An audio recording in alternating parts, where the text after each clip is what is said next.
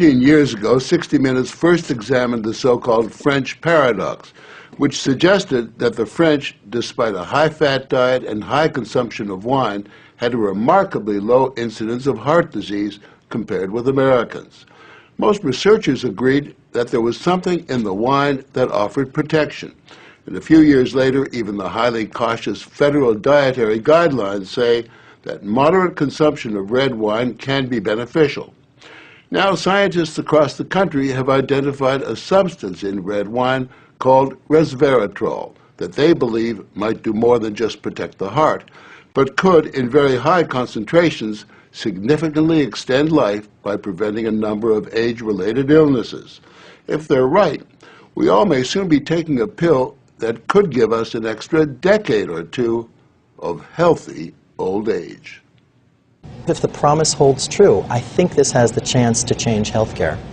Dr. Christoph Westphal says we all may soon be taking a drug that just might beat the clock, a simple pill that could delay the inevitable.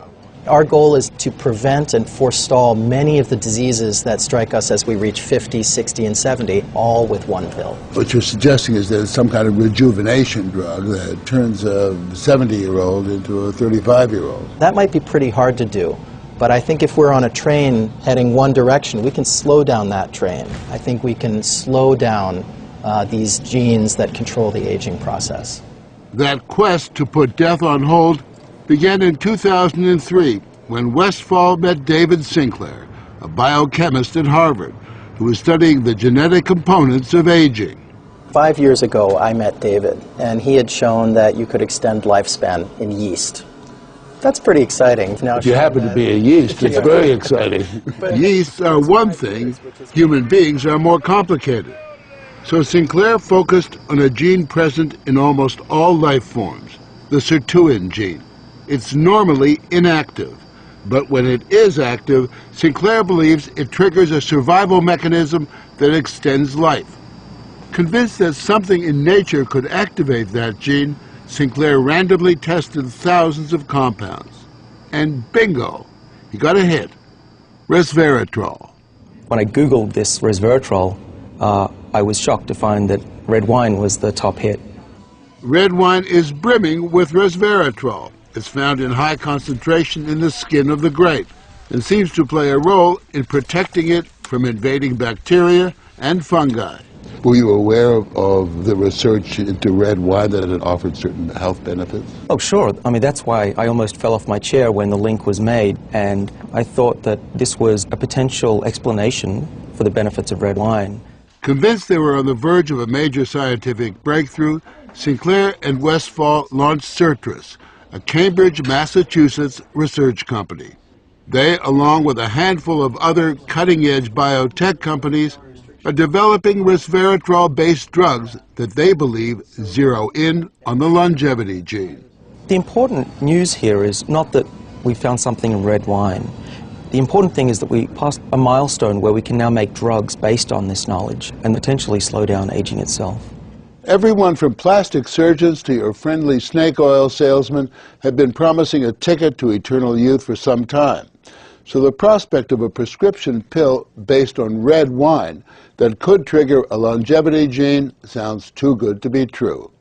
And yet, scientists have actually known for years of one surefire way of doing that. Stay hungry.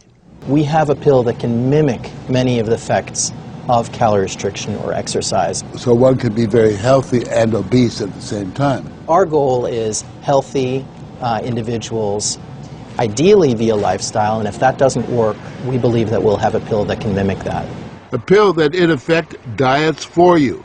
A pill that turns on the survival gene.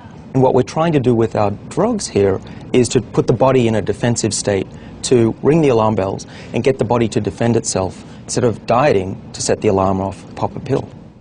The pill is a highly concentrated form of resveratrol, a virtual vineyard of healthy living.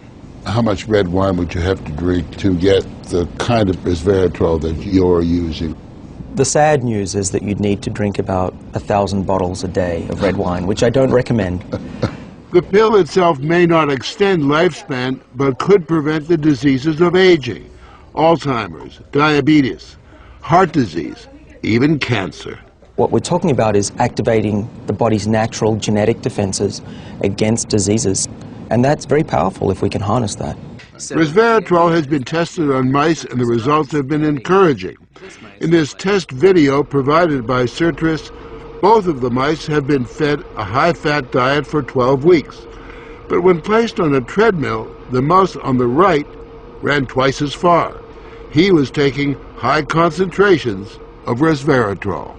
You have fat mice and you have fat mice with resveratrol, and the ones that are on resveratrol, they can run twice as far and they live longer, about 20% longer. Other studies showed that among mice fed a high-fat diet, those given resveratrol didn't gain as much weight as those not given the drug. Sinclair believes that resveratrol actually changes the physiology of the mice. The proof, he says, is in the post-mortem. Their organs looked pristine, youthful, fat-free, and their physiology was just like they were dieting, but they were fat. Convinced they were on the right path, they fast-tracked the drug into human trials on people with untreated diabetes, and the results were impressive. It significantly lowered glucose and insulin levels without the patients changing their diet or taking any other drugs. Originally, our hope was that you'd be able to prevent diseases of aging. What we ended up seeing is actually you could therapeutically intervene in patients who have diseases of aging, and that was unexpected. Yeah, the diabetic patients have high blood sugar, and the molecules bring it down. That's treatment, that's not prevention. Certris is now developing what they say is a much more potent synthetic version of resveratrol that will also soon go into human trials, this time on cancer patients. I keep on thinking, you know, what used to seem like it was science fiction, I actually believe the biology is right, and if we're right, this may be the most important thing that we're going to do in our lives. Possibly, but it is important to remember that 9 out of 10 drugs that look good in mice ultimately fail in human trials. Still, the speed and results generated by Certris and the resveratrol drugs are unusual, and Sinclair believes these drugs will not only keep people living longer, but will keep them healthy longer. What we're talking about is potentially making a 90-year-old as healthy as a 60-year-old. A 90-year-old can play tennis and see their great-grandkids graduate from college. People will live active, healthy lives and then die quietly in their sleep, and that's really the aim here with these medicines. Are we on the edge of maintaining active lives into our hundreds, for example?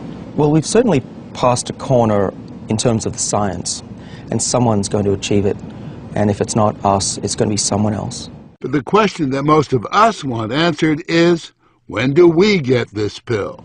I would say 5 years, to be conservative, that this will happen within our lifetimes. I'm fairly certain about that.